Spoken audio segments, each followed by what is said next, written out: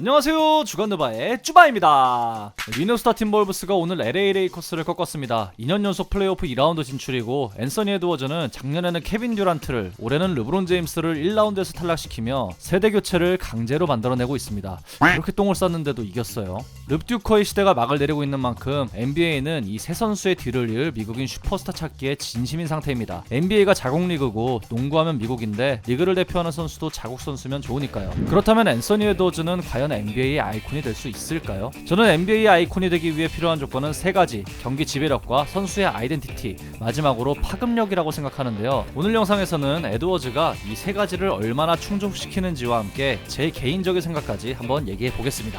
가장 먼저 언급할 부분은 지배력, 간단하게 말해서 실력과 꾸준함입니다. 이제 5년차 시즌을 끝낸 에드워즈의 지금까지 기록은 이러합니다. 아직 이번 시즌 올 NBA 팀 명단이 공개되지 않아서 해당 부분이 1회로 기재되었는데 이건 2회로 바뀌겠죠. 이것만 보면 그냥 준수한 스탯라인으로 볼 수 있는데 이걸 조금 자세하게 살펴보면 에드워즈의 커리어 시작이 꽤 괜찮음을 알 수 있습니다. 먼저 에드워즈는 5시즌 동안 9,097점을 넣었습니다. 해당 구간 동안 에드워즈보다 많은 득점을 올린 현역 선수는 단 3명입니다.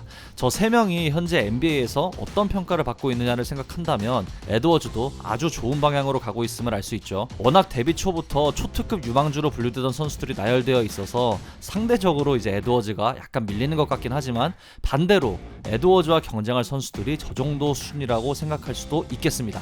에드워즈는 시즌이 지날수록 득점력이 증가하고 그 방법도 점점 진화하고 있는데요. 이번 시즌 에드워즈의 주 득점 분포도를 보자면 이렇습니다. 흔히 우리가 말하는 스코어러의 모습, 돌파해서 골밑 마무리하는 모습이나 1대1에서 드리블하다가 점퍼 던지는 모습을 자주 볼 수 있죠. 워낙 빠르고 높이 뛰고 힘도 좋고 기가 막힌 슬램덩크를 많이 찍어서 전형적인 돌파 유형의 슬래셔라고 생각할 수 있지만 에드워즈는 이번 시즌 3점 성공 1위를 기록한 선수예요. 총 320개의 3점을 39.5%의 성공률로 적중시키면서 단일 시즌 최연소 3점 300개 기록까지 갈아치웠습니다. 이번 시즌 에드워즈는 경기당 2.9개의 3점 풀업 점퍼를 적중시켰고 이 성공률은 38.5%를 기록했는데 성공 개수는 전체 1위, 성공률은 루카 돈치치, 스테픈 커리보다 높았습니다. 참고로 데뷔 후 5시즌 기준 에드워즈보다 많은 3점을 넣은 선수는 버디 일드 단 1명입니다. 그러니까 괴물같은 운동 능력으로 돌파해서 마무리하는 게 강점인 선수가 3점도 무지막지하게 넣는 거예요. 거기다 수비도 잘하죠. 보통 운동 능력 좋은 선수들이 1대1 수비는 잘하는데 이 팀 수비를 헤매는 경우가 많거든요. 근데 에드워즈는 시간이 지날수록 팀 수비 이해도도 높아지고 있습니다.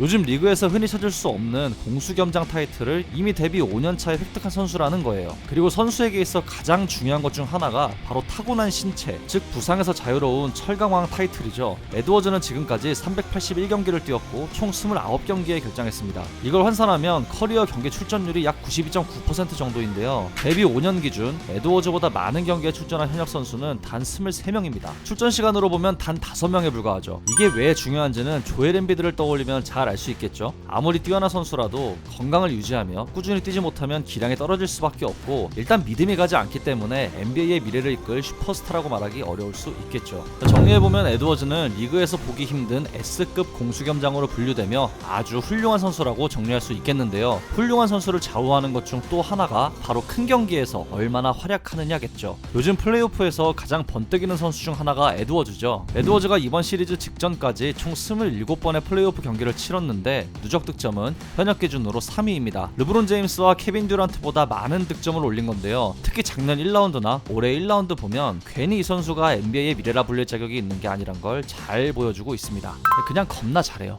물론 에드워즈는 농구 실력도 뛰어나지만 본인이 가진 캐릭터성 때문에 더 많은 인기를 누리고 있습니다. 이게 왜 중요할까요? 우리는 스포츠를 볼 때 선수가 잘하는 걸 보는 것도 좋지만 그 선수에게 얼마나 감정적으로 몰입하느냐도 굉장히 중요합니다. 마이클 조던 팬들에게 조던은 운이 좋아서 3핏 했잖아? 라고 하면 어떻게 될까요? 르브론 제임스 팬들에게 파이널에서 6번이나 진 패배자 라고 하면 어떻게 될까요? 난리가 나죠. 이건 그만큼 이 선수들에게 몰입되어 있는 팬들이 많다는 증거고 그 몰입도가 이 선수들을 NBA의 아이콘으로 만들어준다고 생각합니다. 그럼 이런 몰입도는 어떻게 생겨날까요? 그 선수의 배경과 과정을 보면 됩니다. 에드워즈는 에드워즈는 2001년 미국 조지아주 애틀랜타에서 태어났어요. 어린 시절은 어머니와 외할머니 밑에서 자랐다고 합니다. 근데 에드워즈가 13살 때 두 분이 모두 암으로 돌아가셨다고 해요. 이 당시 21살 누나와 18살 형이 에드워즈의 양육권을 받게 되었습니다. 참고로 아버지는 에드워즈에게 앤트맨이란 별명을 지어준 것 외에는 관련이 아예 없다고 합니다. 그랬던 에드워즈는 고등학교 때부터 농구에 두각을 나타냈고 더 좋은 대학을 갈 수 있었지만 고향인 애틀랜타에서 가족과 함께 있고 싶어서 조지아 대학교를 선택했고 이후 NBA에 진출했죠. 그러니까 굉장히 불우한 환경에서 유년 시절을 보냈지만 이걸 다 이겨내고 드래프트 1순위로 NBA에 진출한 거예요.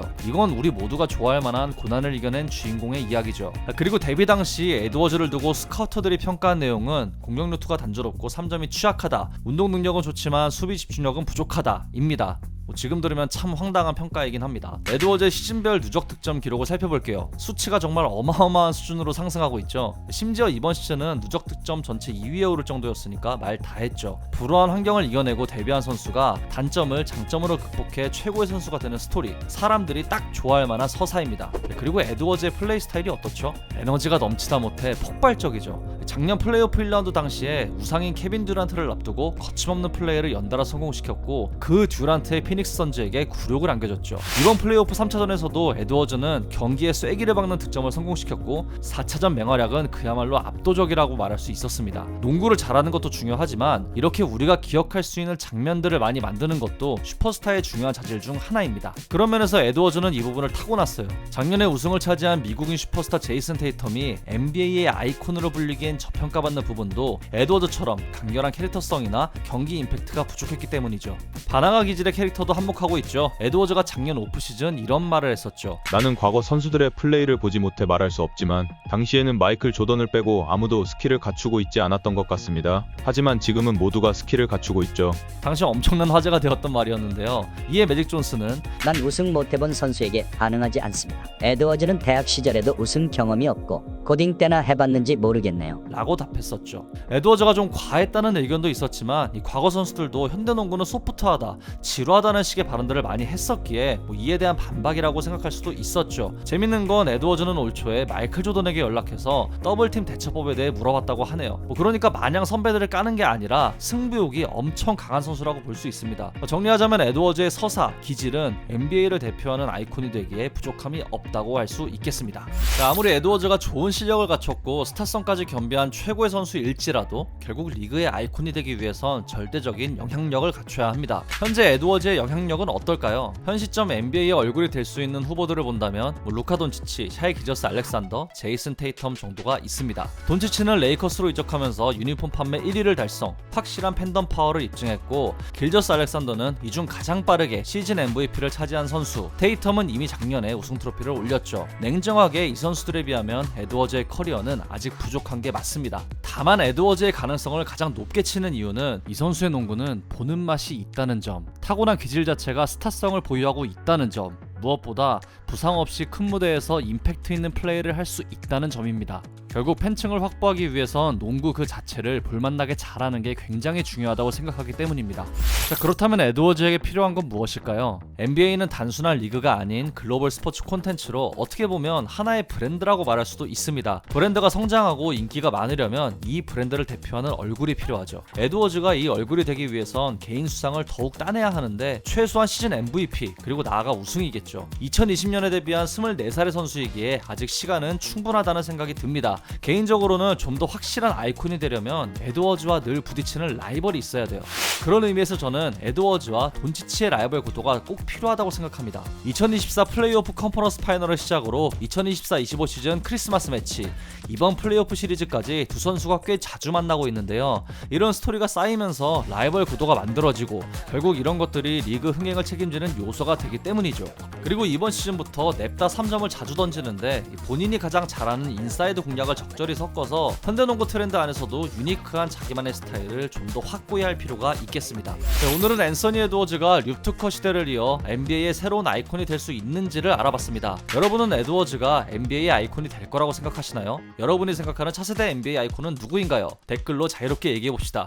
저는 더 좋은 영상으로 찾아뵙도록 하겠습니다. 지금까지 쭈바였습니다. 감사합니다.